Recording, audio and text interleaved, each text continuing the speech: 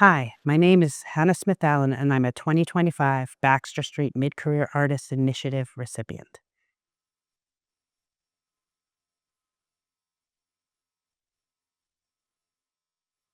So here at Baxter Street today, I'm showing Unbroken Ground. It is my mid-career initiative show, and it features screen prints and collages and still photographs that are in and around the U.S. Mexican border landscape. So these works literally feature the border wall and the border itself, but they also go um, deeper into the landscape, away from the wall itself, and look at the landscape and think about symbolically how that wall manifests as an idea in that landscape. I initially started this project in 2016. Trump was just elected president, and he kept using the border wall as part of his political campaigning. And he literally promised to expand the border wall, which was policy, but he also used it, I would say, as a metaphor for his vision of how he saw the country evolving. And it was a very potent metaphor at the time, and I was struck by it, and I was up until that point, really interested in the landscape as a political space. So as somebody invested in that, I wanted to see this border landscape that Trump was describing and had visions of expanding that wall. So initially, I'm a New Yorker. Initially, I jumped on Google and I looked at Google Earth and I traveled virtually through that space. And I was just looking at the landscape. As I'm exploring the border terrain, I start to see the wall, and I notice that at certain unmarked points in the border wall itself, you can slip through, meaning you can click through and land in Mexico. And initially, I thought these were glitches. These were anomalies, flaws in the program that were random. And I think I've come to understand them more as sort of planned, not that they're planned, but they're a byproduct of the programming itself. And it's sort of a systematic error, which is a sort of bigger idea. But initially, I thought they were glitches. And I had this crazy sensation of clicking from one side to the other and literally watching those pixels break apart and expand. And these visions of the border wall coming apart seemed prophetic to me. It seemed, a perfect metaphor for the fragility of the nation, of Trump's vision, of how those things would collide. So I started to take screen recordings of my Google travels, trying to capture that moment. One of the ways of trying to show that moment was to take the video stills of it and then reproduce them as a prints. So I have two enlarged images in this exhibition of screen captures from my video in Google Earth, where you see the wall ripping apart and you see into Mexico. After I took those initial images and sat with them and looked at them, it made me want to go to the American border even more and see how the wall manifested in physical form as opposed to its virtual form.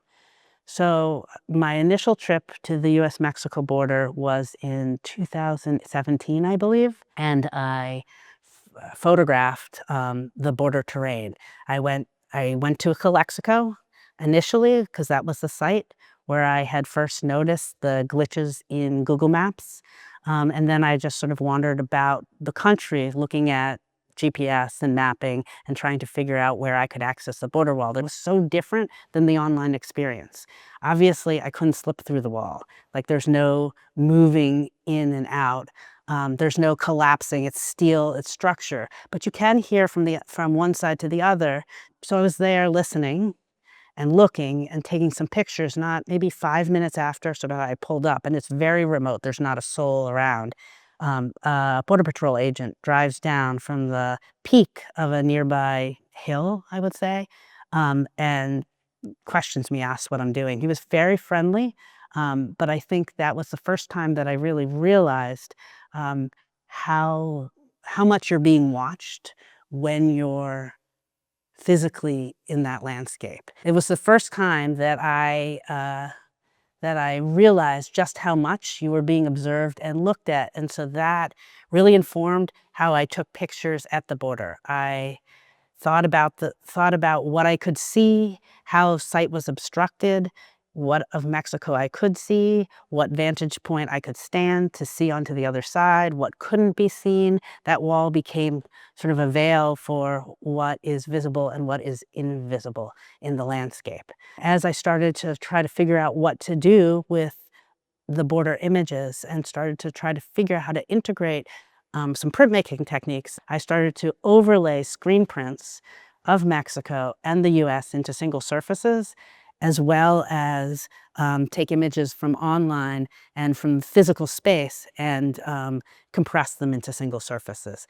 So when you look at the screen prints, you're seeing a new vision of the American landscape, not unlike the digital ones that I experienced in Google.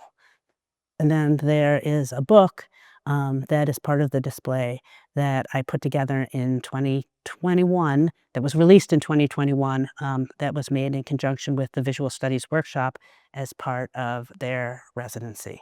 And then finally, the last component of this work, it's a piece called Dream States.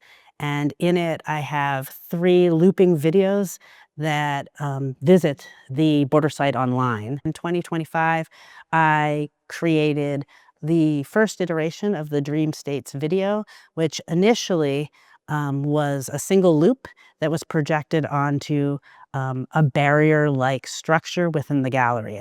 So then when Baxter Street awarded me the mid-career initiative, I revisited that video and I made its newest form, which is a series of 3 projected video loops that are video mapped to these target stands. I took hundreds of photographs of those Google Earth travels from the original video, and then I started to reshuffle them as stop motion animation. So I'm linking them together. So there is a transformative quality, and I'm trying to highlight and maybe slow down and speed up a little bit in an effort um, to focus on those moments of rupture within the landscape when the wall starts to fall apart.